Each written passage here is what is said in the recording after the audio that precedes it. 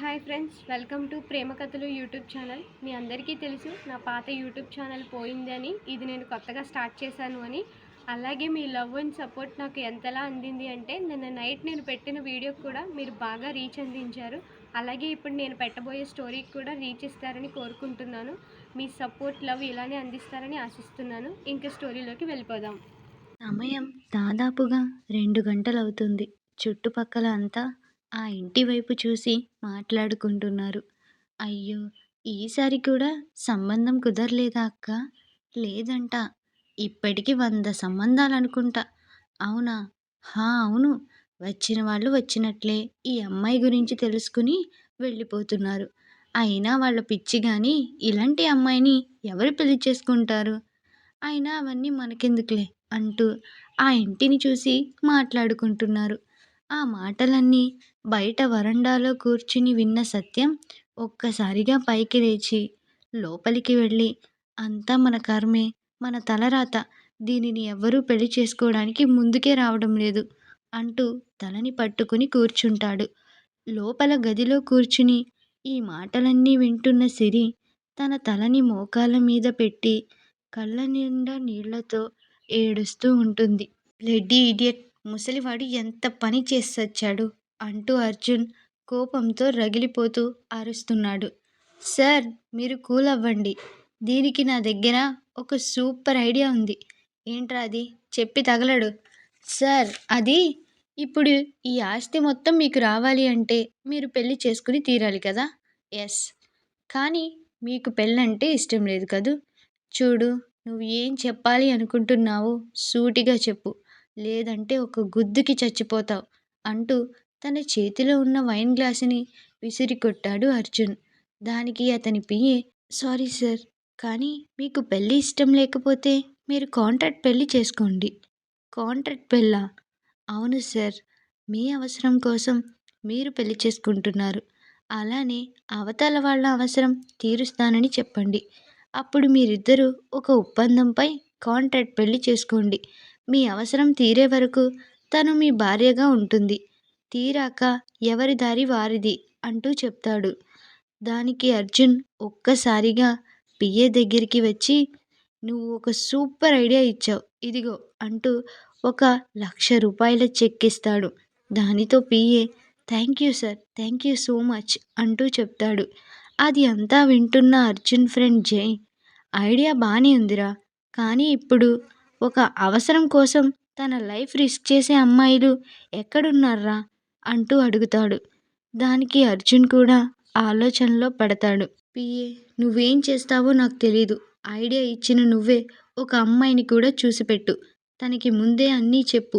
Okay అయితే తనకి ఏం కావాలో అన్నీ చేస్తాను అని చెప్పు. అప్పుడు నువ్వు ఊహించలేనంత డబ్బిస్తాను అంటూ చెప్తాడు అర్జున్. దానితో పిఏ, సరే సార్ అంటూ అక్కడి నుంచి వెళ్ళిపోతాడు. ఒక్కసారి నాకు పెళ్ళవని ఆ ఆస్తి మొత్తం నా చేతికి వస్తుంది అంటూ ఒక విలన్ స్మైల్ ఇస్తాడు. పిఏ వెంటనే ఒక సంబంధం కోసం తనకి తెలిసిన పంతులు దగ్గరికి వెళ్తాడు. అక్కడ అర్జున్కి కావలసిన అమ్మాయి గురించి ఆ పంతులకి చెప్తాడు. దానికి ఆ పంతులు, ఏం మాట్లాడుతున్నావురా? ఇక్కడ నేను చేసేది పెళ్ళిళ్ళురా, బ్రోకర్ పని కాదు అంటూ అరుస్తాడు. దానికి ఆ పిఏ, చూడు పంతులు, ఇప్పటి వరకు నువ్వు ఎన్ని పెళ్ళిళ్ళు చేసి ఉంటావు? అవన్నీ నీకెందుకురా? చెప్పు పంతులు. సుమారు 100 పెళ్ళిళ్ళు చేసి ఉంటాను. అన్ని పెళ్ళిళ్ళు చేస్తే నీకు వచ్చిన సంభావనంతా ఈ ఒక్క పెళ్లి చేస్తే నీకు వస్తుంది. అర్థమైందా? బాగా ఆలోచించుకుని నాకు ఫోన్ చేయి అని చెప్పి అక్కడి నుంచి పిఏ వెళ్ళిపోతాడు. అప్పుడే పంతులు భార్య, ఏమిటండి ఇంత మంచి అవకాశాన్ని వదులుకుంటున్నారు? ఏది మంచి అవకాశమే? వాడు ఏం మాట్లాడుతున్నాడో నీకు అర్థమవుతుందా? కాంట్రాక్ట్ పెళ్ళి అంటే కొంతకాలం వాళ్ళ ఇంట్లో భార్యగా ఉండి వాడి అవసరం తీరాక వదిలేస్తాడు. అయితే ఏంటండి, తనేమైనా మన కూతురా? మనం ఎందుకు బాధపడాలి? అయినా పెళ్ళయ్యే వరకే అబ్బాయిలు ఇలానే ఉంటారండి. ఒక్కసారి పెళ్ళయి పెళ్ళానికి అలవాటు పడితే అంత సులభంగా ఎవడూ వదులుకోడు.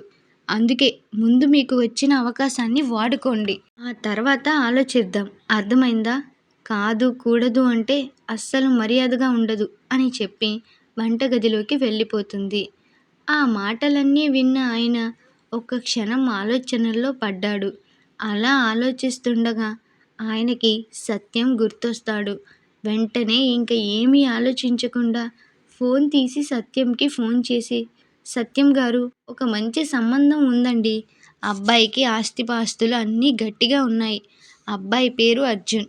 ఈ సిటీలోనే one of the best company అయిన అర్జున్ సొల్యూషన్స్‌కి సీఈఓ అండి. ఇంకా మంచి విషయం ఏమిటంటే అబ్బాయికి ముందు వెనక ఎవ్వరూ లేరు. ఈ మధ్యనే తనకి ఉన్న తాతయ్య గారు కూడా కాలం చేశారు. ఎక్కడో మీ అమ్మాయిని చూశాడంటండి. అంతే, ఇంక అప్పటినుంచి మీ అమ్మాయినే చేసుకుంటాను అని చెప్పాడంట. ఇప్పుడే వాళ్ళ పిఏ వచ్చి వివరాలన్నీ కనుక్కుని వెళ్ళారు. అందుకే రేపు మీరు రెడీగా ఉండండి. అబ్బాయి వాళ్ళని తీసుకుని వస్తాను" అని చెప్పి ఫోన్ పెట్టేస్తాడు. దానితో సత్యంకి పోయిన ప్రాణం తిరిగి వచ్చినట్లు అయ్యింది. "చూడు లక్ష్మి, రేపు అమ్మాయిని చూసుకోవడానికి వస్తున్నారు. అంతా సిద్ధం చేసుంచు, అర్థమైందా? రేపు వాళ్ళ దగ్గర ఒక్క మాట కూడా రాకూడదు. రేపు వచ్చిన వాళ్ళు చెప్పే సమాధానంపైనే నా ప్రాణం ఆధారపడి ఉంటుంది" అంటూ సత్యం చెప్తాడు. ఆ మాటలన్నీ విన్న సిరి కళ్ళల్లో నీళ్లు తిరుగుతాయి. "చూడండి నాన్న, రేపు ఏం జరిగినా ఈసారి నేను మిమ్మల్ని బాధపడనివ్వను" అంటూ తన గదిలోకి వెళ్ళిపోతుంది. పంతులు అర్జున్ పిఏకి ఫోన్ చేసి, "చూడండి, మీరు చెప్తున్నట్టే ఒక మంచి సంబంధం ఉంది. కానీ వాళ్ళకి మీ కాంట్రాక్ట్ గురించి ఏమీ చెప్పలేదు.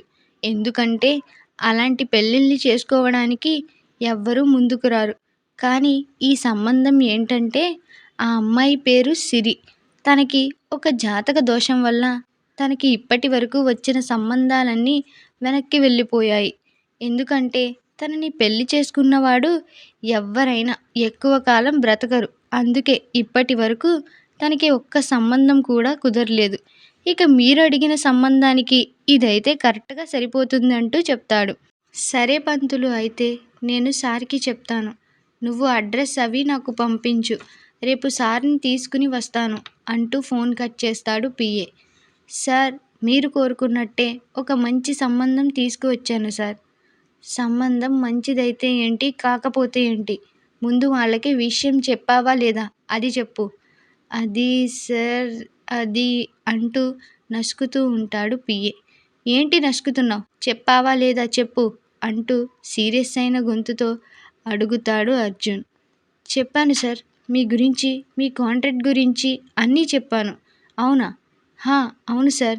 "అయితే అన్నీ తెలిసే పెళ్ళికి ఓకే చెప్పారా?" "హా, అవును సార్." "సరేలే, అయితే నువ్వు వెళ్ళింకా."